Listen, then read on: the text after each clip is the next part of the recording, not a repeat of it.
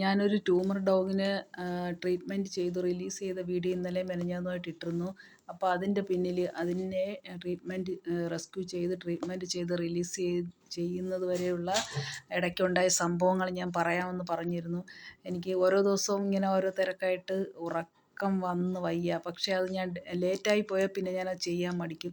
അതുകൊണ്ട് ഞാനിത് full video length video ആയിട്ട് ഇടുന്നില്ല. കുറേ സംഭവങ്ങൾ പറഞ്ഞു തരുമ്പോൾ ഏകദേശം 10-20 മിനിറ്റ് പിടിക്കും. ഞാൻ ഷോർട്ടായിട്ട് വീഡിയോ ആയിട്ട് ഇടാമെന്ന് വിചാരിക്കുന്നു. അപ്പോൾ ഓരോരോ ഭാഗങ്ങൾ മാത്രമേ ഞാനിതിൽ പറയൂ.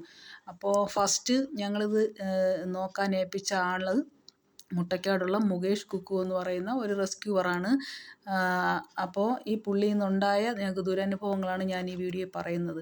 അതിൽ ഫസ്റ്റ് എന്ന് പറയുന്നത്, ആദ്യം ഞങ്ങൾ വിളിച്ച് പറഞ്ഞ ഉടനെ ജെന്യൂനായിട്ട് പുള്ളി പട്ടിയെടുത്തു, ട്രീറ്റ്മെൻറ്റ് തുടങ്ങി. കൃത്യമായിട്ട് ഞങ്ങൾ പേയ്മെൻറ്റുകൾ കൊടുത്തു, എല്ലാം ചെയ്തു. അപ്പോൾ ആദ്യമായിട്ട് എനിക്ക് ഒരു തരികിട, ഞാൻ ആദ്യം മുതലേ പറഞ്ഞു തരികിടയുണ്ടെന്ന്, പക്ഷേ ആരും വിശ്വസിച്ചില്ല.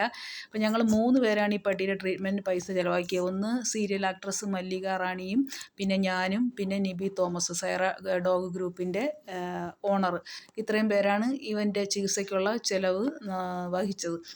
അപ്പോൾ അത് ആദ്യമായിട്ട് ഇവൻ ഞങ്ങളോട് കാണിച്ച ഒരു തരികിടയുടെ ഒരു ഫസ്റ്റ് സ്റ്റേജ്, അത് നിങ്ങൾക്ക് ചിലപ്പോൾ തരികിടയെന്ന് തോന്നില്ല. ബാക്കി സംഭവങ്ങൾ അറിയുമ്പോൾ നിങ്ങൾക്ക് ആയിരുന്നോ ഇല്ലയോ എന്ന് മനസ്സിലാവും.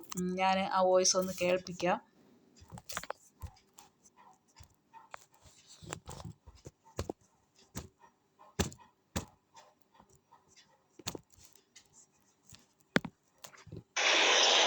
ഇന്നലെ ഫുഡൊക്കെ കഴിച്ച് ഇന്ന് ഫുഡ് വെച്ചിരിക്കണം. ആളിരുന്നാ കഴിക്കൂല, വേറെ കുഴപ്പമൊന്നുമില്ല.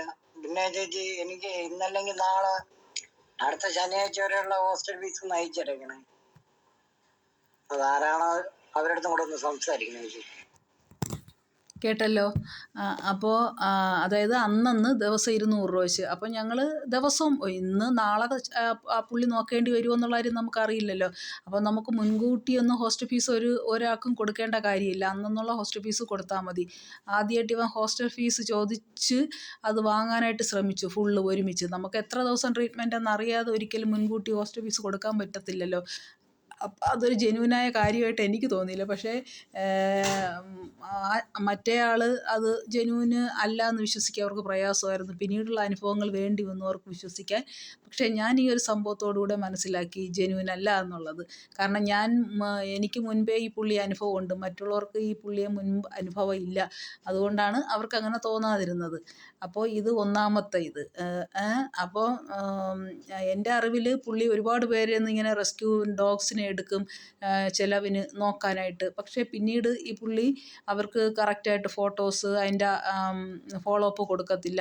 അവർ പട്ടിയെക്കുറിച്ച് എന്തെങ്കിലും ചോദിച്ചാൽ മറുപടി കൊടുക്കൂല, പട്ടിയെ തിരിച്ചു കൊടുക്കൂല എന്നൊക്കെ ഒരുപാട് പരാതി എൻ്റെ കേട്ടിട്ടുണ്ട്, ഞാനും കേട്ടിട്ടുണ്ട്. പക്ഷേ ഞങ്ങൾക്ക് ഇപ്പോഴത്തെ ഈ സാഹചര്യത്തിൽ ഞങ്ങൾക്ക് വേറൊരു മാർഗ്ഗം ഇല്ലാത്തതുകൊണ്ടാണ് ഞങ്ങൾ പുള്ളിയുടെ കയ്യിൽ കൊടുത്തത്. അപ്പോൾ അതുകൊണ്ട് അതിൻ്റെ ഫലം ഞങ്ങൾക്ക് അനുഭവിക്കുകയും ചെയ്യേണ്ടി വന്നു. പക്ഷേ എങ്കിലും ആ കുഞ്ഞിന് സുഖമായല്ലോ എന്ന കാര്യത്തിൽ എനിക്ക് സന്തോഷമുണ്ട്. അപ്പോൾ ബാക്കി വിശേഷങ്ങൾ, ഇനി ഇതിൻ്റെ പിന്നാലെയുള്ള കാര്യങ്ങൾ ഞാൻ അടുത്ത വീഡിയോയിൽ പറയുന്നതായിരിക്കും.